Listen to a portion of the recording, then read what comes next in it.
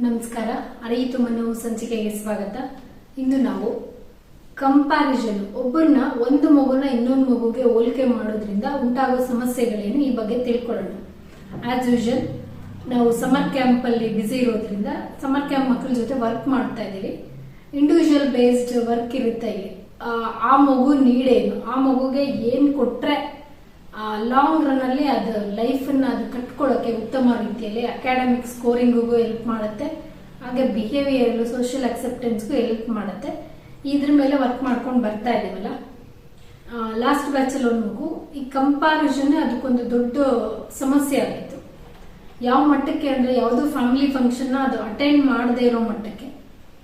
ಅಲ್ಲಿ ಹೋದ್ರೇನೆ ನನ್ನ ಮಾರ್ಕ್ಸ್ ಕೇಳ್ತಾರೆ, ಕಂಪೇರ್ ಮಾಡ್ತಾರೆ, ನನ್ಗೆ ಹ್ಯುಮಿಲಿಯೇಟ್ ಮಾಡ್ತಾರೆ, ಅವಮಾನ ಮಾಡ್ತಾರೆ. ಎಲ್ಲಾರು ಒಂದ್ ರೀತಿ ಮಾರ್ಕ್ಸ್ ಎಷ್ಟು ಕೇಳಿ ನಿಮ್ ಜೀವನದಲ್ಲಿ ಉದ್ಧಾರ ಆಗಲ್ಲ, ಈ ತರ ಕೆಲವು ಇನ್ಸಿಡೆಂಟ್ ಅದಕ್ಕೆ ಆಗಿರೋದ್ರಿಂದ ಫ್ಯಾಮಿಲಿ ಫಂಕ್ಷನ್ಸ್ ಅದು ಕಂಪ್ಲೀಟ್ ಅವಾಯ್ಡ್ ಮಾಡ್ತಾ ಇತ್ತು.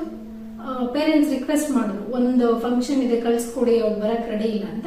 ಅವಳ ಹತ್ರ ಮಾತಾಡಿದಾಗ ಕೆಲವು ವಿಷಯಗಳು ನಮ್ ಗಮನಕ್ಕೂ ಬಂದು ಅವಳಿಗೆ ಕೌನ್ಸಿಲಿಂಗ್ ಮಾಡಿ ಹೋಗೋಕೆ ಒಪ್ಪಿಸಿದ್ದಾಯ್ತು. ನಂತರ ಪೇರೆಂಟ್ಸ್ ಹತ್ರ ಮಾತಾಡಿದ್ವಿ.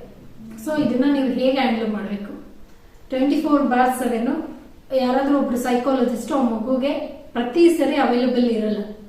ಸೊ ಅದಕ್ಕೆ ಸೆಲ್ಫ್ ಟ್ರೈನ್, ಸಸ್ಟೈನಬಿಲಿಟಿಗೆ ಏನ್ ಬೇಕು ಅದರ ಸಮಸ್ಯೆನ ಅದು ಸಮರ್ಥವಾಗಿ ನಿಭಾಯಿಸೋದಕ್ಕೆ ಏನ್ ಬೇಕು ಆ ಮಟ್ಟದಲ್ಲಿ ಟ್ರೈನಿಂಗ್ ಇರುತ್ತೆ ನಮಗೆ. ಸೆಲ್ಫ್ ಎಕ್ಸ್ಪ್ಲೋರೇಷನ್ ಅದ ಸೊಲ್ಯೂಷನ್ಸ್ ನ ಅದೇ ಕಂಡುಕೊಳ್ಳಕ್ಕೆ ಎನ್ಕರೇಜ್ ಮಾಡ್ತೀವಿ, ಅದಕ್ಕೆ ದಾರಿ ಹುಡುಕೊಡ್ತಾ ಹೋಗ್ತೀವಿ. ಅಗೈನ್ ಅದ ಎಕ್ಸ್ಪೀರಿಯನ್ಸ್ ಅದಕ್ಕೆ ಬಂದ ಮೇಲೆನೆ ಆ ನಾಲೆಜ್ ಅದ್ರ ಮಗು ಹತ್ರ ಲಾಂಗ್ ರನ್ ಅಲ್ಲಿ ಉಳ್ಕೊಳ್ಳುತ್ತೆ. ಹೀಗೆ ಕೌನ್ಸಿಲಿಂಗ್ ಮಾಡಿ ಫ್ಯಾಮಿಲಿ ಫಂಕ್ಷನ್ ಹೋಗಕ್ಕೆ ಹೇಳಿದ್ವಿ.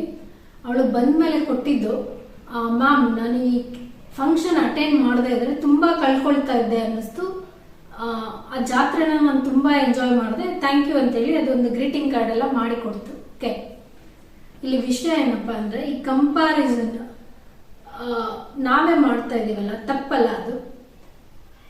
ದೊಡ್ಡವರಾದ್ರೂ ನಮ್ಮನ್ನ ಯಾರಾದ್ರೂ ಬೇರೆಯವ್ರ ಜೊತೆ ಹೋಲಿಕೆ ಮಾಡಿದ್ರೆ ನಮಗೆ ಹೇಗೆ ಫೀಲ್ ಆಗುತ್ತೆ, ಇವನ್ ಮಕ್ಳಿಗೂ ಸೇಮ್ ಹ್ಯುಮಿಲಿಯೇಟ್ ಫೀಲ್ ಆಗುತ್ತೆ.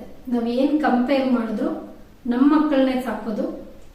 ಸೊ ಎವ್ರಿ ಡೇ ಅವರು ಬೆಸ್ಟ್ ವರ್ಷನ್ ಆಗಿ ಹೊರಬರೋದಕ್ಕೆ ನಾವು ಅದಕ್ಕೆ ಆ ನಿಟ್ಟಿನಲ್ಲಿ ಅವ್ರಿಗೆ ಸಹಾಯ ಮಾಡೋಣ. ಅವರ ಟೈಮು ಎನರ್ಜಿನ ಯಾರನ್ನೋ ದ್ವೇಷ ಮಾಡ್ತಾ, ಯಾರ ಮೇಲೋ ಸಿಟ್ಟು ಬೆಳೆಸ್ಕೊಳ್ತಾ, ಇವ್ರ ಜೊತೆಗೆ ನನ್ನ ಪೇರೆಂಟ್ಸ್ ನನ್ನ ಹೋಲಿಸ್ತಾ ಇರೋದು, ಇದ್ರಲ್ಲಿ ವ್ಯರ್ಥ ಮಾಡ್ಬೇಕಾ? ಡೇ ಬೈ ಡೇ ಅವರ ಇಂಪ್ರೂವ್ಮೆಂಟ್, ಸೆಲ್ಫ್ ಗ್ರೋತ್ಗೆ ಅವ್ರು ವರ್ಕ್ ಮಾಡ್ಬೇಕಾ? ಯೋಚನೆ ಮಾಡಿ ಈ ಬಗ್ಗೆ. ಆ ಮಗು ನಿನ್ನೆಗಿಂತ ಇವತ್ತು ಏನ್ ಚೇಂಜ್ ಆಗಿದೆ, ಯಾವ್ಯಾವ ವಿಷಯದಲ್ಲೆಲ್ಲ ಸ್ಪೆಸಿಫಿಕ್ ಆಗಿ ಪಾಸಿಟಿವ್ ಬಿಹೇವಿಯರ್ ನೀವು ಅಬ್ಸರ್ವ್ ಮಾಡ್ತಾ ಇದ್ದೀರ, ಅದನ್ನೆಲ್ಲ ನೋಟಿಸ್ ಮಾಡಿ ಆ ಮಗುಗೆ ನೀವು ಇವತ್ತು ಮಾಡಿದ ಈ ಕೆಲಸ ಖುಷಿ ಆಯ್ತು, ನಿನ್ನೆಗಿಂತ ಇದು ಎಷ್ಟೋ ಇಂಪ್ರೂವ್ ಆಗ್ತಾ ಇದೆ, day by day we are noticing changes.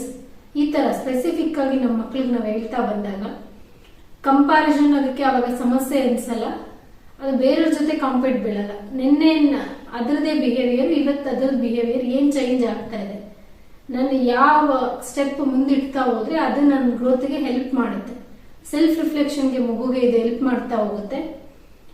ಅವರ ಗ್ರೋತ್ ಫುಲ್ ಜರ್ನಿಯಲ್ಲೂ ಇದು ಅದರದೇ ಆದ ಬಿಗ್ ಇಂಪ್ಯಾಕ್ಟ್ ಮಾಡುತ್ತೆ, ಕಾಂಟ್ರಿಬ್ಯೂಟ್ ಮಾಡುತ್ತೆ ಅಂತ ಹೇಳ್ಬೋದು. ಧನ್ಯವಾದಗಳು.